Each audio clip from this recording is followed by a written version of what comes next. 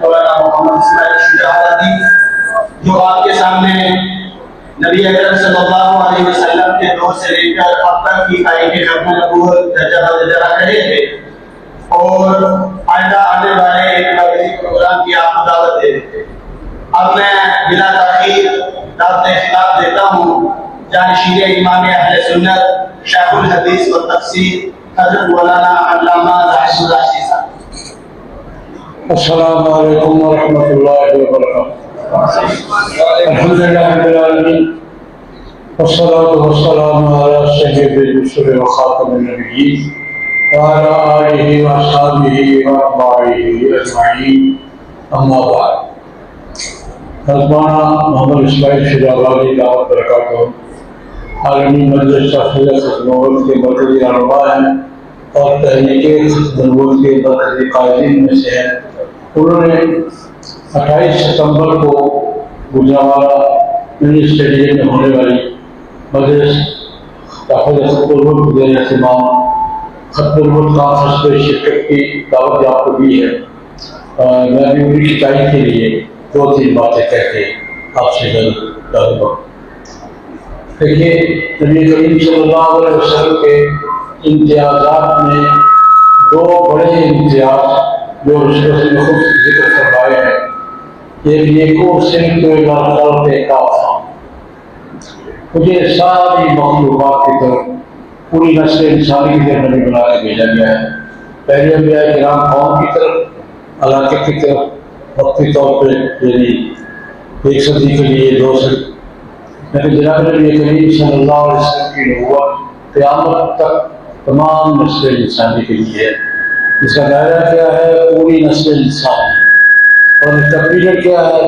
قیامت تک۔ اور دوسرا امتیاز جناب نبی کریم صلی اللہ علیہ وسلم نے اپنا بیان فرمایا، ختم بی النبی، میرے بعد نبوت کا سلسلہ مکمل کر دیا گیا ہے اور میرے بعد نبی کوئی نہیں آئے گا۔ میں پہلی بات یہ کرنا چاہوں گا کہ نبوت کا دائرہ بھی کب تک ہے؟ قیامت تک، اور پوری دنیا۔ تو ختم نبوت کا دائرہ کتنا ہے؟ ایک بات، نبوت کی لمٹ کب تک ہے؟ قیامت تک، اور دائرہ کتنا ہے؟ پوری دنیا، اور دنیا کا ہر فرد اس کا مخاطب ہے۔ تو نبوت کا دائرہ بھی لمٹ بھی قیامت تک ہے، اور دائرہ پوری نسل انسانی ہے۔ تو ختم نبوت کا دائرہ بھی کیا ہے؟ قیامت تک ہی ہے۔ دوسری بات، جناب نبی کریم صلی اللہ علیہ وسلم سے پہلے نبوت جاری تھی۔ اگر کوئی فتنہ کھڑا ہوتا تھا، کوئی خرابی ہوتی تھی، تو کوئی نبی آ کے صحیح کر دیتا تھا۔ یہودیوں نے گڑبڑ کی، حضرت داؤد علیہ السلام نے آ کے صحیح کوئی یہ بات گڑبڑ ہے، یہ گڑبڑ نہیں، یہ ٹھیک ہے۔ انہوں نے گڑبڑ کی، حضرت عیسیٰ علیہ السلام نے آ کے صحیح کر دی۔ عیسائیوں نے گڑبڑ کی تو رسول اللہ نے آ کے صحیح کر دی۔ اب گڑبڑ کی تصحیح پیغمبر کو کوئی آئے گا۔ تو دین کے حوالے سے 2 ذمہ داریاں، 3 ذمہ داریاں۔ ایک ہمارے تبلیغ دوست کیا کہا کرتے ہیں کہ حضور کی ختم نبوت کا ایک معنی یہ بھی ہے کہ دین کی دعوت کا کام کس کو منتقل ہوا ہے؟ قیامت تک۔ بالکل ٹھیک ہے، بالکل ٹھیک ہے۔ دین کی دعوت دینا، دنیا کو دین کا پیغام پہنچانا کس کی ذمہ داری ہے؟ امت کی۔ لیکن دعوت کے ساتھ 2 ذمہ داریاں اور بھی ہیں، ایک ہے تحفظ اور دوسرا دفاع۔ اپنے سرمایہ کو محفوظ رکھنا یہ کس کی ذمہ داری ہے؟ اللہ رب العزت نے قرآن کریم میں یہ بات بطور شکوے کے کہی ہے کہ مستحفظوا من کتاب اللہ، کہ پہلی امتوں سے اس وقت کی کتاب اللہ کی حفاظت کا مطالبہ کیا گیا تھا، یہ نہیں۔ مستحفظوا من کتاب اللہ، تورات کی حفاظت کا تقاضا کن سے کیا گیا تھا؟ یہودیوں سے۔ اور انجیل کی حفاظت کا تقاضا کس سے کیا گیا تھا؟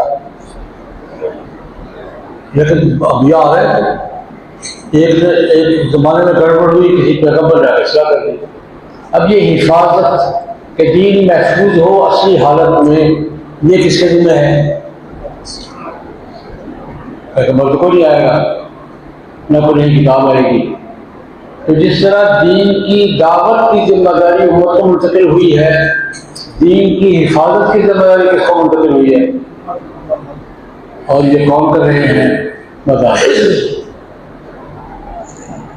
قرآن پاک کی، حدیث کی، سنت کی، فقہ کی، عقائد کی، دینی علوم کی حفاظت کون کر رہے ہیں؟ کر رہے ہیں نہیں کر رہے؟ محفوظ ہے یا نہیں ہے؟ کوئی امکان ہے کہ دین کے معاملے میں ایک چھوٹی سی مثال دیا کرتا ہوں۔ اللہ پاک نے امت کے ذمہ لگایا ہے، اللہ پاک امت سے کام دے گا کہ دنیا کے کسی کونے میں، میں مثال کے طور پر ایک بات کہا کرتا ہوں، دنیا کے کسی کونے میں آپ کسی مسجد کی شکل کی عبادت دیکھیے، آپ چلے گئے، نماز پڑھی ہے، وہاں الماری میں قرآن پاک مل جائے گا آپ کو، قرآن پاک آپ نے کھولا ہے، آپ کو کوئی شک پڑے گا کہ یہ قرآن مسئلہ ہے کہ نہیں؟ شک پڑے گا۔ اور اگر کسی لفظ پہ کسی پہ آپ کو شک پڑ گیا، تو یار یہ جملہ ہے یا نہیں ہے، تو وہ کنفرم کرنے کے لیے مدینے بھیجنا پڑے گا یا آپ وہاں کوئی نہ کوئی حافظ لے کر آئے گا؟ بات میں سمجھے؟ دنیا میں کہیں چلے گئے، پہاڑ پہ چلے گئے، صحرا میں چلے گئے، سمندر میں چلے گئے، کسی مسجد میں بیٹھ جائیں، کوئی نسخہ اٹھا لے، پہلے تو آپ کو شک ہوگا ہی نہیں، بھاگے ہاں۔ اور اگر کسی لفظ میں شک پڑ گیا ہے تو اس کو دور کرنے کے لیے آپ اس کو مدینہ بھیجیں گے کہ پتہ کر کے بتاؤ یہ صحیح ہے کہ نہیں، تو وہاں کوئی نہ کوئی حافظ نکل آئے گا، نکل آئے گا ہی نہیں، امریکہ میں ملے گا ہی نہیں ملے گا، آسٹریلیا میں، افریقہ میں، روس میں، یہ حافظ کہاں سے آتے ہیں؟ تو میں نے کہا کہ ایک دین کی حفاظت، دین کی دعوت کا کام ہمارے تبلیغی دوست کر رہے ہیں، دین کی حفاظت کا کام کون کر رہے ہیں؟ مدارس کر رہے ہیں اور کر رہے ہیں۔ تیسرا کام دفاع ہے، دین کے خلاف جو کام ہو رہے ہیں ان کا مقابلہ کرنا، دفاع کسے کہتے ہیں؟ تینوں ایک جیسی ذمہ داریاں ہیں۔ دین کا پیغام پہنچانا یہ کیا ہے؟ دعوت و تبلیغ۔ دینی علوم کی حفاظت کرنا اور اگلی نسل کو پہنچانا یہ کیا ہے؟ حفاظت۔ اور دین کے خلاف ہونے والے کاموں کا مقابلہ کرنا یہ کیا ہے؟ دفاع۔ یہ دفاع کون کر رہا ہے؟ پیلی باتیں کر رہی ہے، کسی بات پہ بات کر رہی ہے، اور ختم نبوت کا بات سب سے بڑا ہے، ختم نبوت کا بات سب سے بڑا ہے، قیامت تک ہے۔ اس لیے جو ہر زمانے میں جھوٹے نبی آتے ہیں، حضور کے زمانے میں بھی تھے، اب آج بھی ہے، آئندہ بھی ہوں گے، جھوٹے نبی کھڑے ہو گئے۔ دفاع کے لیے مورچہ کون سا ہے؟ ختم نبوت کی جماعتیں، اور ہمارا اس مختلف جماعتیں ہیں، لیکن ہمارا سب سے بڑا مورچہ کون سا ہے؟ عالمی مجلس حافظ ختم نبوت۔ کیا کرتے ہیں ہم آپ کو مزید ترقیات نصیب فرمائے۔ یہ میں نے دوسری بات عرض کی کہ دین کا زمانہ قیامت تک ہے، دائرہ پوری انسانیت ہے، دین کی دعوت کا کام بھی قیامت تک ہے، پوری نسل انسانی میں ہے، دین کی حفاظت کا کام بھی قیامت تک ہے اور پوری نسل انسانی میں ہے، اور دین کے دفاع کا کام بھی قیامت تک ہے، پوری نسل انسانی میں ہے۔ لوگ جو یہ کام کر رہے ہیں وہ بھی دین کی خدمت کر رہے ہیں۔ اور تیسری بات کا سر، بس کوئی آخری بات، نبی کریم صلی اللہ علیہ وسلم نے اس فتنے کے بارے میں خاص طرح فرمایا، جہاں یہ فرمایا میری امت میں 70 ہے، کوئی بڑے بڑے 30 جھوٹے نبی پیدا ہوں گے، لیکن صرف جھوٹے نہیں کہا، دجال کہا ہے۔ ایک تو بڑا دجال آئے گا، وہ بڑا دجال آئے گا تو آئے گا، یہ چھوٹی چھوٹی بھی دجال ہے۔ حضور نے ان کو کیا لقب دیا ہے؟ دجال کا معنی دجل کسے کہتے ہیں؟ فریب، سیدھی بات نہیں کریں گے۔ دجل کیا ہوتا ہے؟ سیدھی بات کرنے کے بجائے بات توڑ مروڑ کے پیش کرنا اور الٹی سیدھی باتیں کر کے اپنا مطلب نکالنا۔ ختم نبوت کے کام میں جہاں تحفظ ہے، جہاں دعوت ہے، وہاں اس دجل کو پہچاننا۔ حضرت دجال ویسے نہیں کہہ دیا، یہ کیا ہوں گے؟ جھوٹے ہوں گے، کذاب بھی ہوں گے، کاذب نہیں ہوں گے، کذاب ہوں گے۔ یہ جھوٹے نہیں ہوں گے، مہا جھوٹے ہوں گے اور دجال ہوں گے۔ ان کی باتوں کو سمجھنا، ان کی چالوں کو سمجھنا، ان کے طریقہ کار کو سمجھنا ہر آدمی کے بس کی بات نہیں ہوتی ہے۔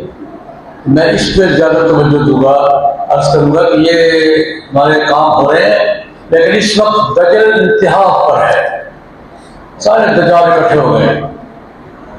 اس دجال کے فتنے کی سرپرستی کے لیے دنیا بھر کا دجل جمع ہو گیا۔ اس لیے قادیانی کیا کر رہے ہیں، کہاں کر رہے ہیں، کیسے کر رہے ہیں، ان کا طریقہ واردات کیا ہے، ان کی پیش رفت کیا ہے، ان کے مشکلات کون کون ہیں، ان کو کون سپورٹ کر رہے ہیں، کون سی کمی گاہیں ہیں، ان کو پہچاننا بھی ہماری کیا ہے، ذمہ داری ہے۔ اللہ پاک 28 ستمبر کی کانفرنس کو شان طریقے سے کامیاب فرمائے، ہمیں اس سے اپنا کردار ادا کرنے کی توفیق عطا فرمائے، اور ہمارے دین کی دعوت، حفاظت اور دفاع کے جتنے محاذ ہیں اللہ پاک ہم سب کو اس میں خدمات سے انجام دینے کی توفیق عطا فرمائے۔ اس کے ساتھ میں پھر بات ہو رہا ہوگا کہ 28 ستمبر کی کانفرنس کو ہو سکتا ہے، ہم تو پابند کس کے ہو سکتا ہے کہ پابند ہے، جو ہم سوچ سکتا ہے، جو میں کر سکتا ہوں میں کروں، جو آپ کر سکتے ہیں۔ اللہ پاک کامیابی عطا فرمائے اور اس کمیشن کو قیامت تک جاری رکھنے کی توفیق عطا فرمائے۔ اللہم صلی ایک نکاح بھی ہے، ماشاء اللہ۔